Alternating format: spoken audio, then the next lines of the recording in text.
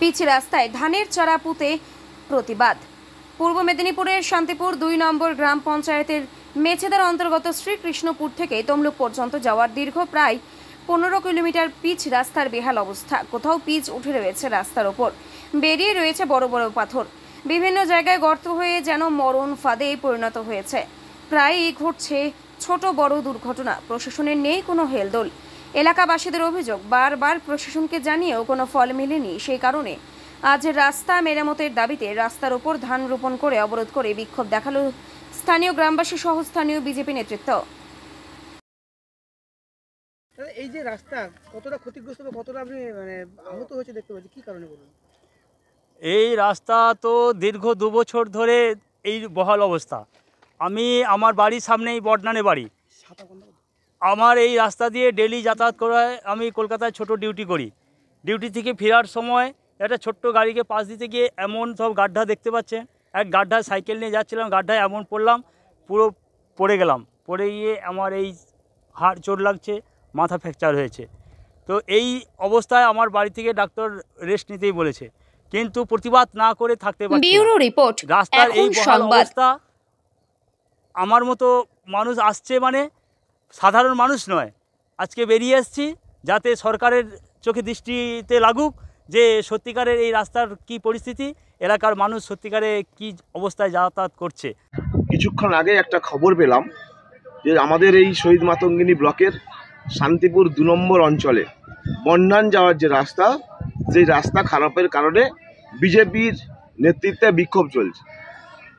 আমরা প্রথমে ধিক্কার জানাই, লজ্জাজনক বিষয়, কারণ শান্তিপুর ২ নম্বর অঞ্চল গত পঞ্চায়েত নির্বাচনে মানুষকে মিথ্যা প্রতিশ্রুতি দিয়ে এলাকার উন্নয়নকে ব্যাপকভাবে নিয়ে যাওয়ার লক্ষ্যে তারা মানুষকে ভড়কিয়ে তারা ভোটটা করিয়েছিল। এবং শান্তিপুর ২ নম্বর অঞ্চল শুধু না, শহীদ মাতঙ্গিনী পঞ্চায়েত সমিতিও বিজেপির দখলে, এবং ওই যে ১ নম্বর জেলা পরিষদ, সেই ১ নম্বর জেলা পরিষদও বিজেপির থেকে জয়লাভ করেছে। অথচ তারা বিক্ষোভ দেখাচ্ছে তৃণমূল কংগ্রেসের বিপক্ষে, রাজ্য সরকারের বিপক্ষে। আমরা বলতে চাই, বিগত দিনে যখন তৃণমূল কংগ্রেস ক্ষমতায় ছিল তখন কিন্তু ব্যাপক উন্নয়ন সংগঠিত করেছে এই এলাকার। আজকের দিনে দাঁড়িয়ে সেই সব যেগুলো আমরা করেছিলাম সেগুলো আজকে ধ্বংসের পথে নিয়ে যাচ্ছে এই বিজেপি। আপনারা সকলেই দেখেছেন যে আমাদের পূর্ব মেদিনীপুর জেলার প্রবেশদ্বার হচ্ছে এই মেছেদা। এই মেছেদার সামনেই অবস্থিত রয়েছে এশিয়ার বৃহত্তম তাপবিদ্যুৎ কেন্দ্র কোলাঘাট থার্মাল পাওয়ার প্রজেক্ট রয়েছে। এর পাশেই রয়েছে জেলার সদর তমলুক।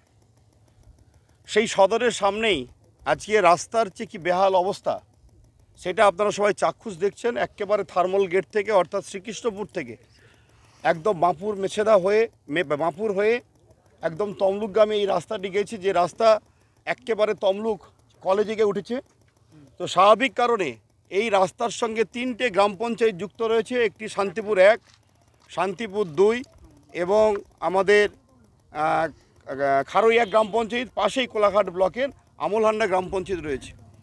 রাস্তার মেরামতের দাবিতে বিজেপি লড়ছে, অবিলম্বে রাস্তার মেরামতের দাবিতে বিজেপি লড়ছে।